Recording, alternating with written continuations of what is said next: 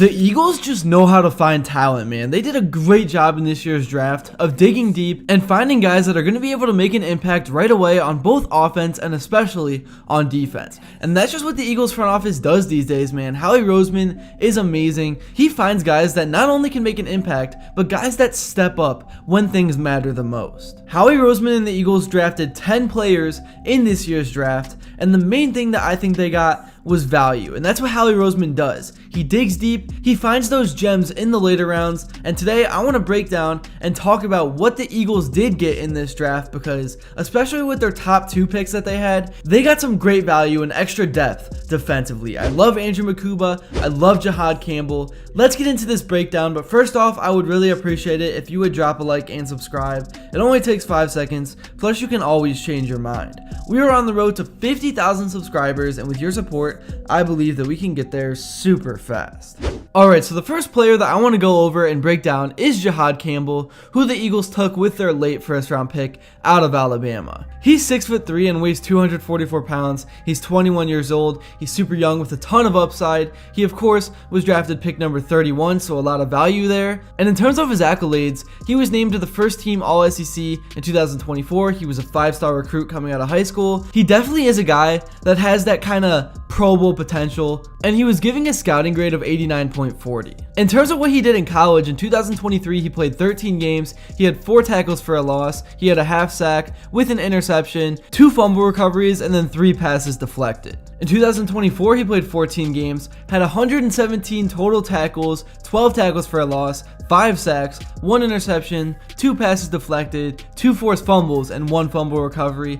Definitely was his breakout year, and it definitely was the year where he took advantage of his opportunity and showed NFL scouts that he's ready to play on Sundays. In terms of his athletic profile, his 40-yard dash was 4.52, his broad jump was 10.7, and his hand size is 10.5. He definitely has elite range and speed, his sideline to sideline ability is solid, he closes quickly on ball carriers, and is fast enough to cover flats and chase down plays from behind. In terms of his instincts and play diagnosis, he can read and react quickly, he showed good vision in college and zone coverage, and is always around the ball. He's definitely one of those ball hawking type of players. In terms of his coverage ability, it's definitely advanced for a linebacker. He can drop into zone, he can disrupt passing lanes, and he can cover tight ends and running backs. He was very effective in Tampa 2 and other modern coverage schemes. He definitely excelled as an overhang defender and an off-ball linebacker. He flashed as an edge rusher with speed and dip, and he can be used as a blitzer as well. So really, the versatility is a big thing that you're getting here. He was a reliable physical tackler that can shed blocks, he can make plays in space. He definitely was noted for his hard-hitting style and willingness to take on blockers. In terms of his upside, he's young and athletic, he's already highly productive, and he projects as a 3-down linebacker with Pro Bowl potential. But with all that being said, as every player does, he does have his weaknesses and things that he needs to work on. First off would be his lower body strength. Obviously that is something that can easily be fixed at the NFL level with that kind of training, but he needs to add a little bit more strength to anchor against the run, especially against strong blockers and physical running backs. Also in terms of his tackling technique,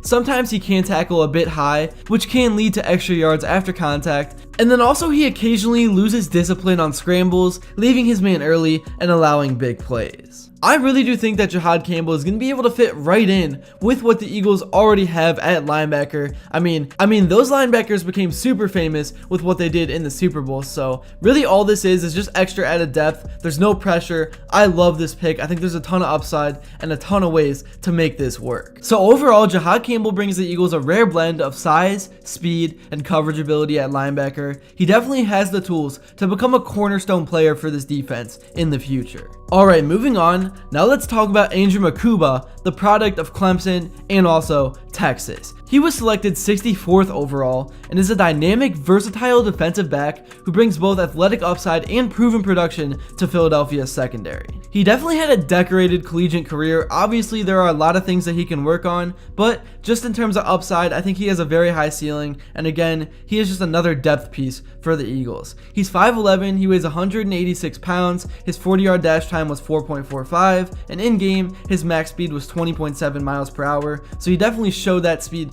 And then his pure athleticism is very evident on tape and in advanced tracking data.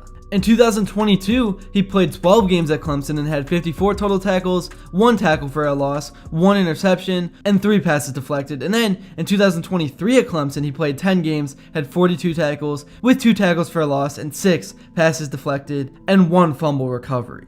In terms of some of Makuba's strengths, he can line up at free safety, strong safety, nickel, and even cornerback in a pinch. He has experience in multiple roles, making him a chess piece for Vic Fangio. He definitely has really good instincts and ball skills. He has good anticipation and field vision. It allows him to read quarterbacks and jump routes. His 5 interceptions and 6 pass breakups last season ranked among the best in the nation. He also has outstanding sideline to sideline range with the ability to erase mistakes and cover deep zones or slot receivers. In terms of his physicality and tackling, he's aggressive in run support and unafraid to fill gaps. He also added and is continuing to add weight to better handle NFL level physicality. In terms of his discipline, he had 0 penalties in coverage last season, despite playing 712 snaps with 401 in coverage, holding QBs to a passer rating of under 20. He also is a super high motor and high energy player who brings intensity and leadership to the secondary. In terms of Makuba's fit with the Eagles, Vic Fangio definitely values safeties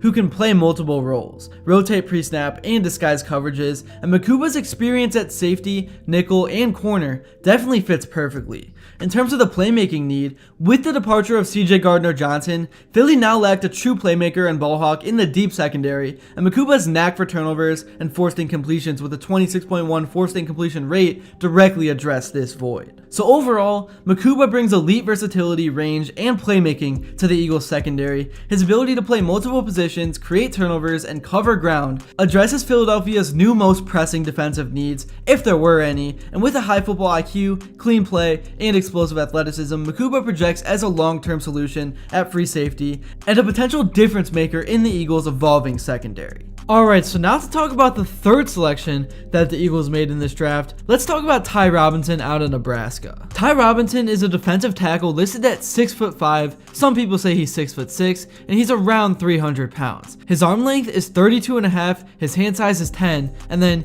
he's also super athletic, running a 4.83 40-yard dash. Robinson is a guy who is very stout at the point of attack. He anchors well against double teams and uses his strength to reset the line of scrimmage. He's disruptive on inside zone and split zone concepts, and he often can blow up blocking schemes, and he forces a lot of negative plays. Now again, I know he was a later round pick. I know he was out of Nebraska, so he has a lot of growing and developing to do, but I really like the potential in this pick, and I know I'm saying for every single player that I like the potential, but I really do think the Eagles absolutely nailed this draft, and they have nothing to lose. They've already done it. They've won the Super Bowl, so everything they get at this point is a bonus. There's going to be no pressure. I think this draft is going to work out very well for now and the future. Also, Ty Robinson is highly regarded for his work ethic, leadership, and willingness to take coaching qualities valued by the Eagles staff. Also, he is highly regarded for his work ethic, leadership, and willingness to take coaching, because when you come onto a team that just won a Super Bowl, the last thing that you need to have